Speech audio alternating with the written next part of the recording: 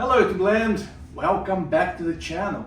I know it's been a while since I posted my last video, but unfortunately I guess 2024 was a very difficult year for me on my personal life and my professional life. So I had to step back a little bit, kind of recharge myself, kind of get ready for 2025.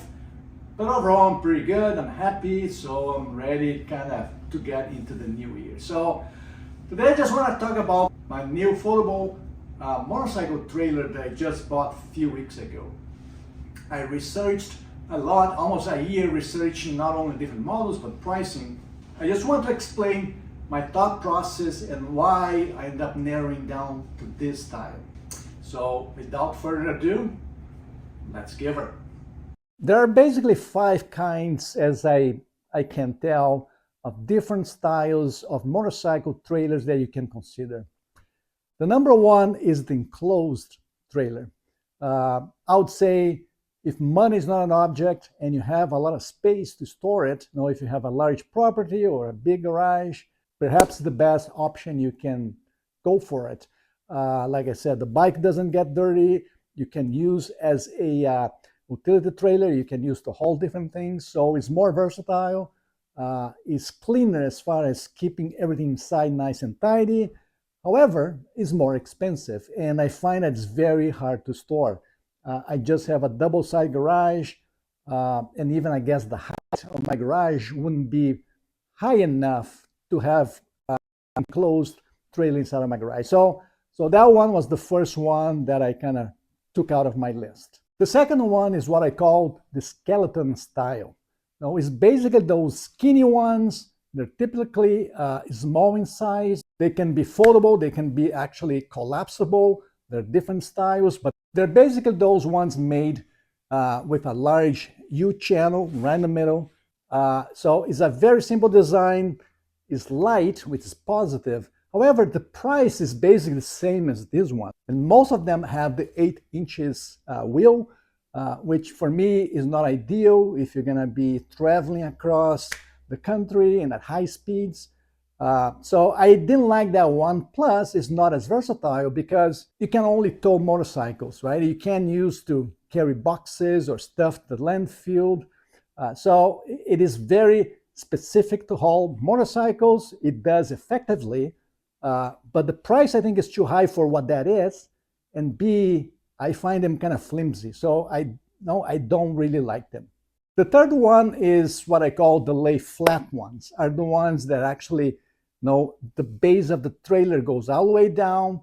It's the safest and most convenient style because you don't need a ramp. As I will discuss shortly, it is a hazard. It's something that you have to be mindful about. So the lay flat ones are great. You just walk into the deck, you strap the motorcycle down, and then typically you have a manual winch. You can crank it up, or some of them are electrical or 12 volts, right? You can use a battery to lift it up. If I have to choose, if my money wasn't an issue, I'll probably go for those flat ones. However, they're very hard to find. I couldn't find anything close to the West Coast here in Canada. And another point that's not really ideal for me, most of them are just for one motorcycle. Very seldom you find for 2 motorcycles, but I want something that will haul at least 2 motorcycles. So, and the price is actually very high. So it's probably the second most expensive right after an enclosed style trailer. So for that reason, despite being the safest, despite being the most convenient and easier to load a motorcycle, I decided to walk away from that style. The fourth one is what I called a modified utility trailer / landscaping trailer. Those are the ones that you can buy at Harbor Freight or Home Depot. They are readily available. However, they're not that cheap for what they are.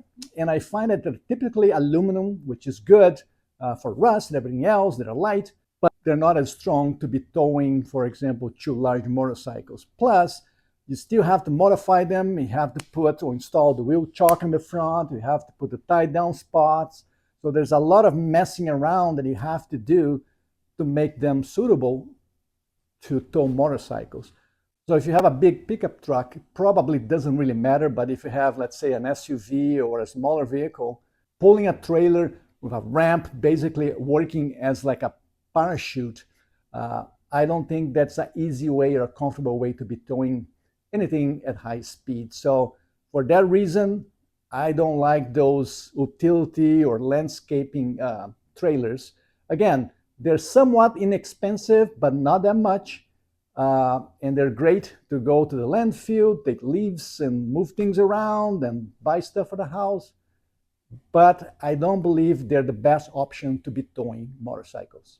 And finally, the fifth option is this style here, which is known as the foldable style, right? So as far as I can tell, there are about 4 different manufacturers across North America. They pretty much have the same design. Visually, they're more or less the same.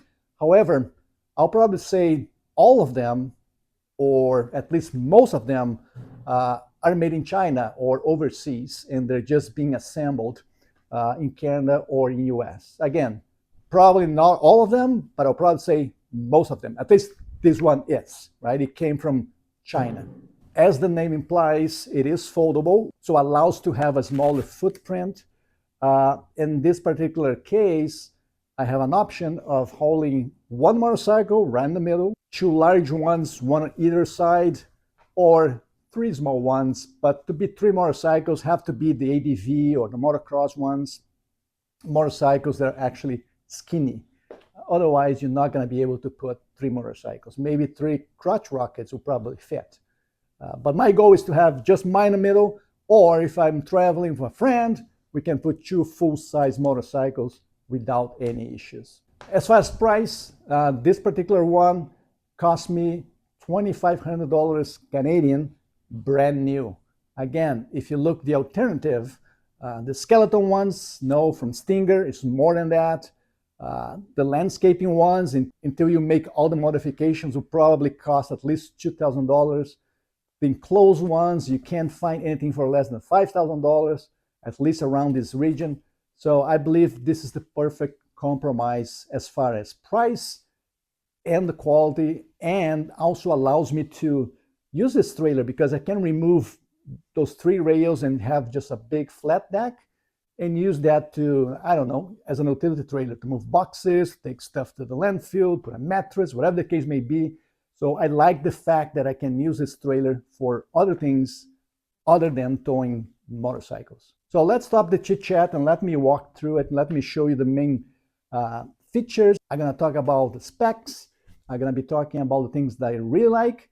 I'm going to talk about stuff that I don't like or would like to see being done better. And finally, I will finish with some small modifications that I've done, which I think is important not only for me, but for anyone that has a similar kind of motorcycle trailer. So let me show you what I'm talking about. Let me start by saying that this unit has a little latch system here that reminds me of the old Jeeps, that you have to hook those rubber bands on the front of the hood. This is what this one is, but to be honest, it's a pain in the butt. The rubber is very stiff, so it's very hard to pull it and to latch it properly. So probably not gonna use this. There's different ways to hold the ramp in place. So the straps have 2 functions, not only to hold the ramp in place, but also to make sure this foldable part doesn't move. So that's how I'm gonna go about. I'm not gonna use that little rubber jobby. That's a pain in the butt.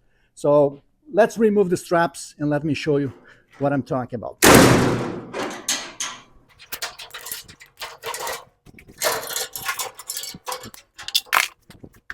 And then you just need to kind of open it. As you can see, the ramp is right here, and I find the easiest way to do it is just remove the ramp while you have this section up.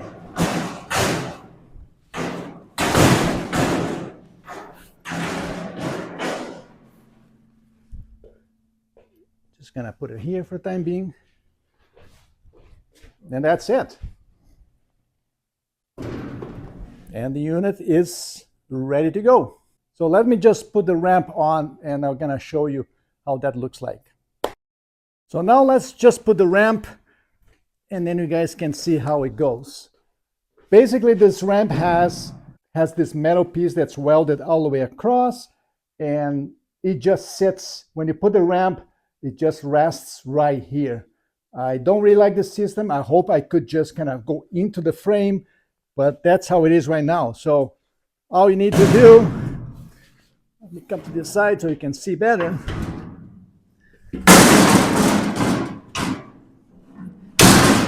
Just like that.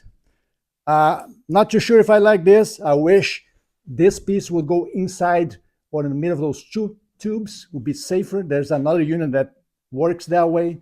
I don't think it would be an issue loading the motorcycle up because it doesn't go anywhere this way, but I'm concerned that it might slide down when I'm unloading. I might have to put two straps here. I have this kind of straps. Maybe I can just kind of put it right here and connect to the side of the unit here. It might be just enough to avoid the ramp of sliding down. As you can see, the trailer itself is very low. It's kind of almost half between my foot and my knee, kind of halfway. So it is low. But I have a question for you guys at the end. So just keep this in mind. I'm going to be asking some questions about the loading process. So let's talk about the specs right now. This unit is called the MCTD, or Marlin, if I'm not mistaken. So that's the name of the unit or the manufacturer. This unit has a curb weight of 400 pounds, which means that's the weight of the unit. So curb weight is the weight of the unit. And right now is the GVWR, or gross weight ratio, is about 2,200 pounds. Why is that important? The GVWR, the 2,200 pounds, it means the total weight between the 400 that the unit weighs plus the motorcycles combined cannot exceed. So if we know the trailer weighs 400 pounds, that means we have 1,600 pounds to play with. So basically, two gold wings of 800 pounds, that would do it. I don't know who the hell would haul two gold wings, but hey, maybe there's someone out there with two gold wings. My motorcycle, for example, my Triumph Trophy SE weighs 680, so it's way below, and that one is gonna go right in the middle. But I can easily tow my motorcycle and a gold wing, for example, or a Harley. I'm using the gold wing because it's probably the heaviest motorcycle out there. And as far as towing, this trailer requires a 2-inch ball and a 4-flat connection plug to the car or truck that you're going to be towing this trailer with. So let's close this highlighting the positive points, the stuff I like, and the points I think should be done better, and some small upgrades that I've done. So let's go over very quickly, because if you're looking for a trailer to haul your motorcycle or motorcycles, this is very important for you. So I'm gonna have to read because I can't remember it all. So number one, as the name says, is a foldable trailer. And what that does, allows me to have a smaller footprint inside of my garage. It's basically a 7.5 by 7.5. That's all I need. Plus the unit, you can tilt it up. Now, if you have space to go up, my ceiling is not high enough because otherwise I think it's about 7 feet high here, and I don't have enough space to tilt it all the way up. But if you do have space, even better. You can just move it up, keep it on the side of the garage or shed or whatever the case may be, and that will be a good way to store it. Right now, I don't need it. This is the space I use, and as you can tell in my garage, I have the extra space. Number two, the design is very sturdy. You know, it's very well made. Despite being done overseas, I checked all the welds. That's something from my background, welding, so I was checking the welds.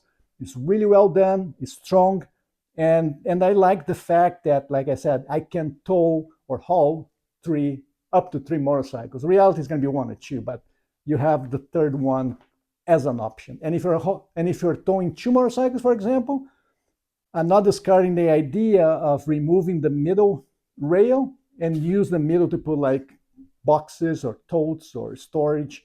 stuff right in the middle if I'm going for a long trip. But anyways, you can remove all those 3 rails if you want, or just keep 1 or 2, whatever you want to do. It's very customizable, and the wheel chocks are adjustable, so you can move that piece back and forth.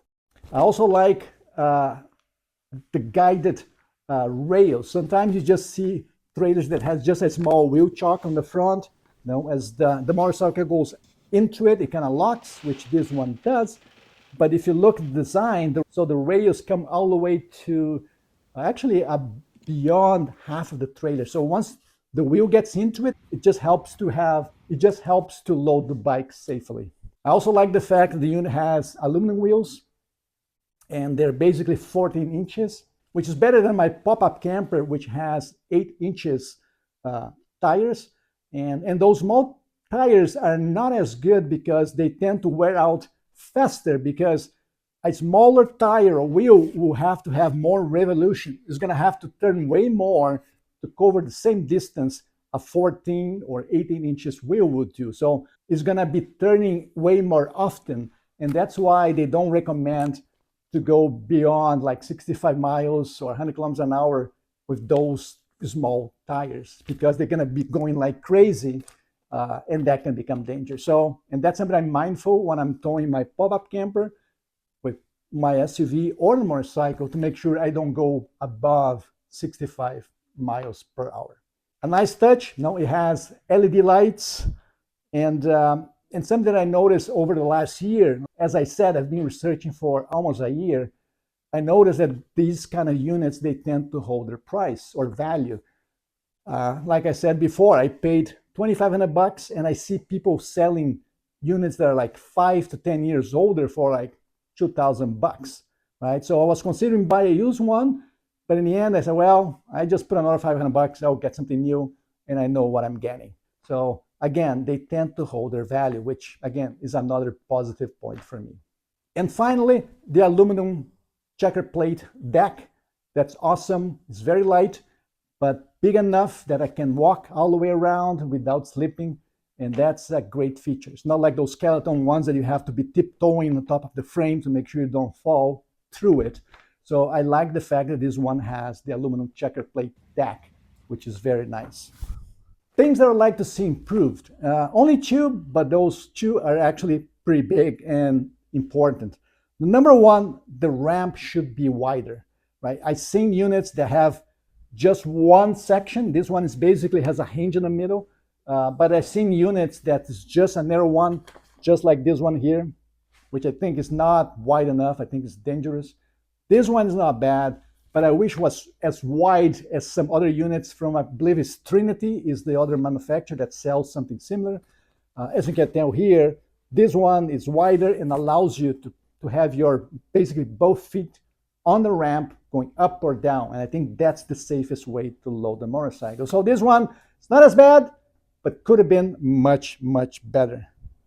And the second point, like I said before, this ramp should be locking into the frame a little bit better. Some units, you kind of have to wedge this piece into it, so then the ramp doesn't move one way or the other. So, you know, one more before I forget. The unit didn't come with a spare tire.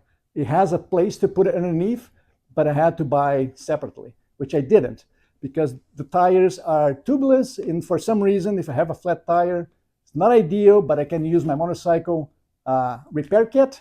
I put a plug, and that's just enough to get by to a city where I can buy another tire. But again, would have been nice if the spare tire was included with the unit. So let's go over some small improvements that I've done. Again, nothing major, I didn't spend a lot of money, but I believe they're very critical.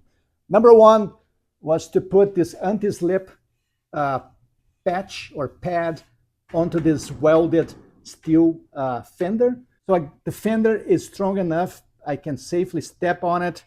It doesn't mean I want to, but who knows, maybe when I'm loading the side ones, I might need to put my foot onto it, so I don't want to slip. So again, these ones are self-adhesive, cheap, like $5. I got half here, half there, and that was something that I wish was already there in place. But anyways, that's done. Number 2, I added those reflective strips. So I put all the way to the back, several locations. I put the 4 on the back, 2, 1 on each side, and 2 on the front. Again, when you're towing this trailer folded like this without a motorcycle at night, it's very hard to see. The more reflective piping or strips you have, easier it's going to be for people to see you. So I think that's something cheap again, but I think it's very important. Third one, this one is cool. I'm not sure if you guys know what galvanic corrosion means.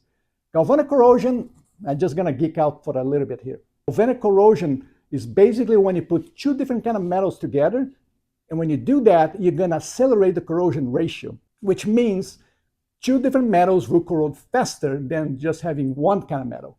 So on this particular case, the manufacturer had no idea about that. So they had the steel bolts and nuts and washers to hold the aluminum deck in place.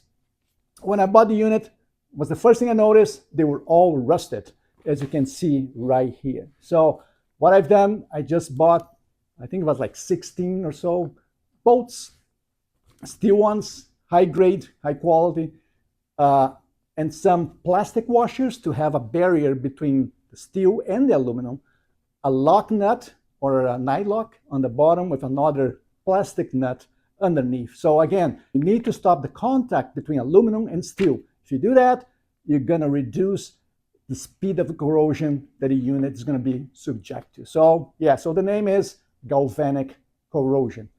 If you have that in your garage, in your tools, in your toys, make sure you put a plastic washer between, or a neoprene washer also does miracles. So that's basically it. I didn't have, as you can see, I'm inside the garage. It's snowing outside, it's cold. My motorcycle is out of insurance. So between not having insurance and the snow, I don't want to take my chances of loading right now, because if I drop the bike without insurance, I'm hooked. So I'm gonna wait until springtime or March, basically, when I get insurance back. Then I'm gonna make another video showing how to do this. But this is where I'm gonna need your help, guys. What do you think I should do? Considering the ramp is A-wide, should I ride a motorcycle up, basically walking beside it? Or should I just ride up? Riding up, I'm worried about, God forbid the bike stalls, and if I can't touch the ground, I'm gonna fall over. Maybe I seen people having like a step stool, might be a good idea. A step stool on either side might do the trick, or just get a smaller ramp that I can put on the side. So right now I'm more inclined about riding, kind of walking beside it, because again, this trailer is probably this high. So it's not that high. I can easily ride it up. But again, let me know, guys, which one should I do? Which one would you recommend? Riding up, maybe putting something beside it to allow me to touch a step stool or a ramp, or simply walk up. So please let me know in the comments area down below. I'm kind of 50-50 right now, if you ask me. But that's it, my friends. If you liked the video, please give me a thumbs up. And if you didn't subscribe yet, what the heck is the holdup? Please subscribe. It's right here. Please do it, because the next video will likely be how to load the motorcycle and take it for a test drive. I'm going to show you how I'm going to strap the motorcycle down, but that's going to come next. So, but that's it for now. I thank you for your time. If you're here until this moment, thank you so much for listening and watching everything. And until next time, as always, be good, be safe, and let's keep the rubber side down. Ciao.